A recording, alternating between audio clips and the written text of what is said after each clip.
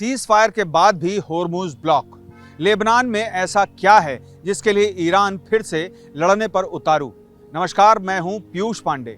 Lebanon पर Israeli हमले ने ईरान और अमेरिका के सीज फायर को 24 घंटे में ही संकट में डाल दिया है। आज ईरान ने सरेआम धमकी दी है कि अगर लेबनान पर हमला जारी रहता है तो हम युद्ध विराम समझौते पर कोई बात नहीं करेंगे। इसके बाद अमेरिका बैकफुट पर नजर आया। अमेरिका के उपराष्ट्रपति जेडी वेंस का कहना है कि इजरायल बातचीत होने तक लेबनान पर सिर्फ सीमित हमला करेगा। बुधवार को इजरायल ने लेबनान की राजधानी बेरूत में 10 मिनट में 160 बम बरसाए। इसके बाद ईरान फ्रंट फुट पर आ गया। ईरान का कहना था कि यह युद्ध विराम का उल्लंघन है क्योंकि सीज फायर की शर्तों में लेबनान पर भी हमला रोकना शामिल है।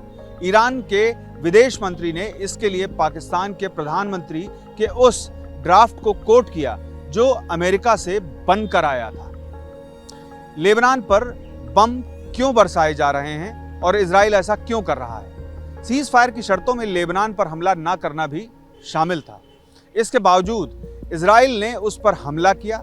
इसके पीछे 2 कारण बताए जा रहे हैं। पहला, इजराइल ने लेबनान पर हमले के लिए अमेरिकी राष्ट्रपति ट्रंप को आश्वस्त कर लिया। अमेरिकी आउटलेट एक्सियोस के मुताबिक ट्रंप ने जब समझौते की जानकारी देने के लिए इजराइल के प्रधानमंत्री बेंजामिन नेतन्याहू को फोन लगाया तो नेतन्याहू ने लेबनान पर हमला जारी रखने की बात कही। इस पर ट्रंप ने कहा कि इसे रख सकते हैं और यही कारण था कि हमला अभी तक जारी है। दूसरी बड़ी वजह हिजबुल्लाह को पूरी तरह खत्म करने का प्रयास।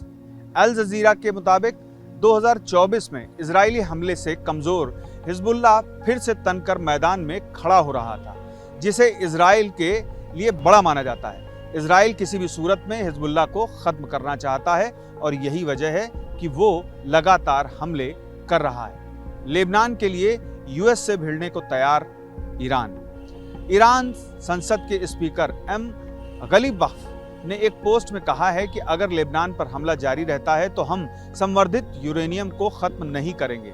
गलीबफ ने ईरान की तरफ से वार्ता का नेतृत्व कर रहे हैं। ईरान के विदेश मंत्री ने भी इस बात को दोहराया है। ईरान ने लेबनान पर हमले के कारण सीज फायर के बाद भी होर्मुज स्ट्रेट को नहीं खोला है। सवाल उठ रहा है कि आखिर ईरान लेबनान के लिए अमेरिका से क्यों टकरा रहा है? ये हम आपको बताते हैं। पहला ये है कि लेबनान इजराइल का पड़ोसी मुल्क है। इजराइल में एंट्री के लिए लेबनान जरूरी है।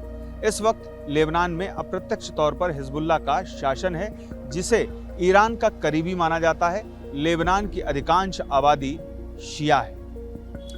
दूसरा, ईरान जंग में हिजबुल्लाह ने ईरान को खुलकर समर्थन दिया था। अगर ईरान अब उसके समर्थन में नहीं आता है तो आने वाले वक्त में हिजबुल्लाह खुद को ठगा महसूस करेगा।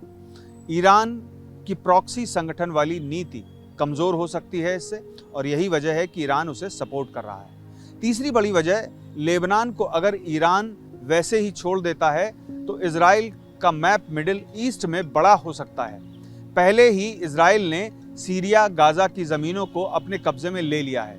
ईरान इसी का विरोध शुरू कर रहा है और करता रहता है। चौथा, ईरान को लगता है कि सीज फायर के नाम पर अमेरिका इस युद्ध से बाहर निकलना चाहता है और उसे इजराइल के साथ जंग में फंसा देना चाहता है। यह ईरान के लिए सही नहीं है।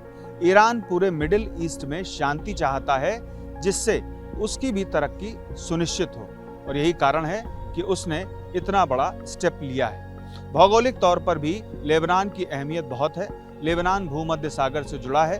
पहले से ईरान ने फारस की खाड़ी और लाल सागर को रडार में ले रखा है। लेबनान के जरिए भूमध्य सागर में भी वो तहलका मचा सकता है, और यही कारण है कि ईरान पुरजोर तरीके से समर्थन कर रहा है और ये कह रहा है लगातार कि ये सीज फायर का उल्लंघन है।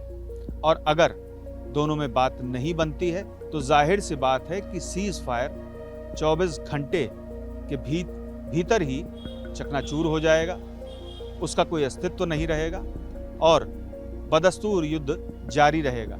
जबकि 15 दिनों का वक्त है और इस सीज फायर के दौरान दोनों देशों को बातचीत करनी है। जो समझौते में बातचीत तय हुई है उन बातचीतों के आधार पर आगे बढ़कर पूर्ण रूप से समझौता करना है और तब युद्ध विराम पूरा माना जाएगा। पीयूष पांडे, TV9 भारतवर्ष, नई दिल्ली।